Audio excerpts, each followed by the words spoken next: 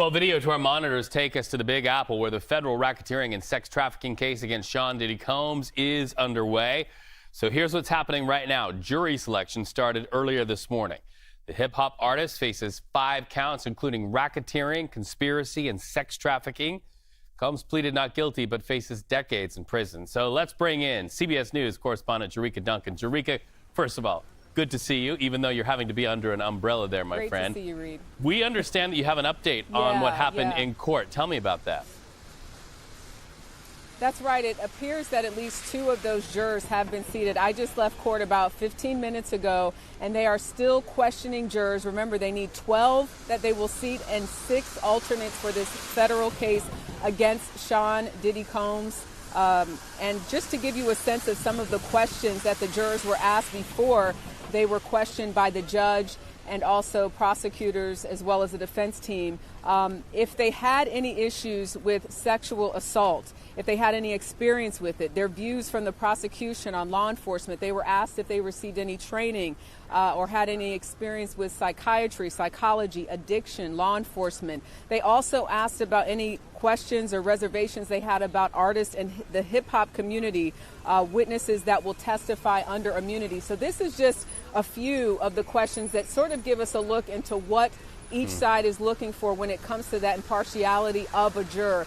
And many times over, the judge mentioned that Sean Diddy Combs is presumed innocent unless he is found guilty beyond a reasonable doubt. He mentioned that over and over again to each juror that was questioned. Last check, though, about 9 jurors had been questioned, 2 that we know that were seated, in which the prosecution and the defense agreed they were comfortable with seating those jurors. So a lot to learn throughout the next couple of days, which is how long the judge said this should last. They're hoping to get through about 50 jurors each day. But both sides recognize how difficult this case will be in terms of getting that right jury pool to make sure that folks don't come in here with preconceived ideas because of that video that went viral that we saw of what appears to be Sean Combs kicking and dragging his former girlfriend, Cassie Ventura. But this really comes down to a federal case, the U.S. government, United States government against Sean Combs,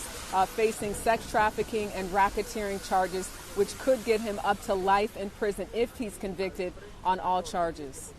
Well, Jericka, if I'm in that courtroom, I have a huge question in my mind, whether I'm with a prosecution or defense, and that is, how can I seat a jury in a case against one of the most famous men on the planet, and especially now infamous, made more infamous by that video you talked about? It's a challenge.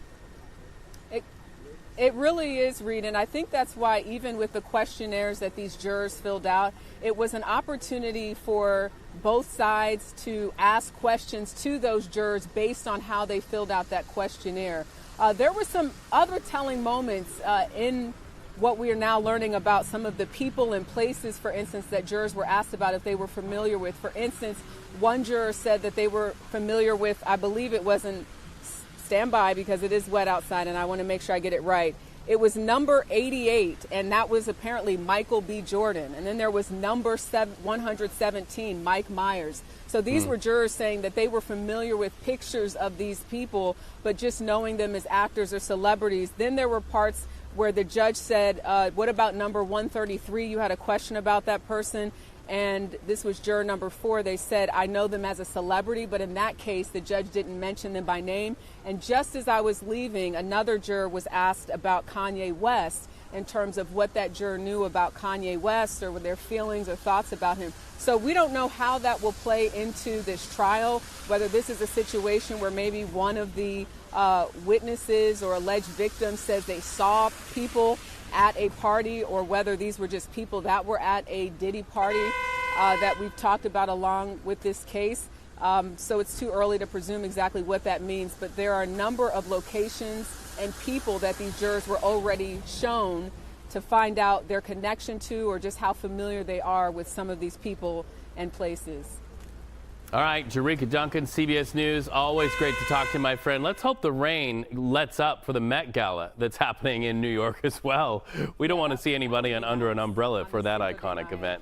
Thank you so much, my friend. Take care.